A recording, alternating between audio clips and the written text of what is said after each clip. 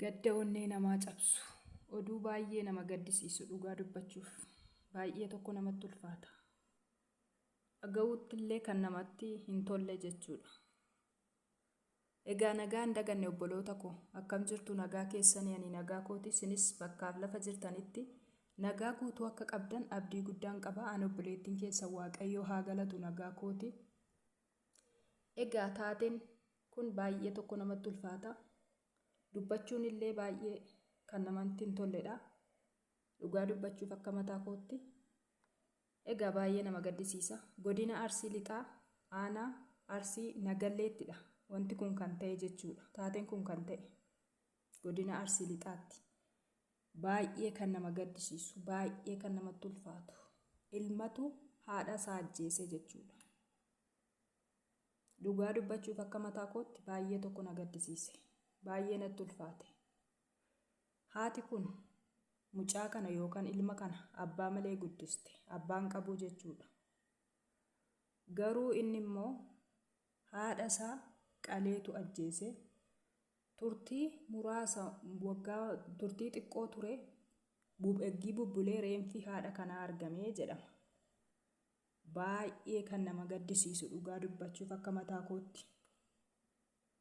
Haati kun abbaa malee mucaa kana guddiste. Inni garuu garagareetu ishee qalee ishee ajjeese jechuudha. Baay'ee namatti ulfaata. Haadha ofii jechuun dandeessuu waan hundaati. Haadha ofii jechuun garaatti ji'a 9 baattee bobbaa irraa dhiqxee guddiste. Garuu inni immoo deebi'ee ishee qalee ishee ajjeese jechuudha. Baay'ee nama gaddisiisa dhugaa dubbachuufi. Haati waan hundaati. Haati dandeessuudha. Haati ofii ishii beeloftee dhala kanaaf laatte. Ofii ishii daartee dhala kana uwwiste jechuudha. Dhala kamiyyuu, haati kamiyyuu jechuudha. Gara laafettiidha. Haati warqiidha. Haadha ofiitti garaa jabaatanii akkamitti harka ofii ol kaasu? Ajjeesuu miti. Akkamitti haadha kee harkatti kaastee hamaa fuula hamaadhaan akkamitti ilaalta? Baay'ee nama gaddisiisa dhugaa dubbachuuf akka mataa kootti. Waaqayyo nama oolchu. Gara jabina akkasiis Waaqayyo namarraa haa qabu. Dhugaa dubbachuuf akka mataa kootti baay'ee tokko na gaddisiisee jechuudha. Maaliif haati kun dandeessee mucaa kana abbaa malee guddistee lafa kanaan geessee gaafa inni immoo ajjeesu gaafa inni qalu billaadhaan.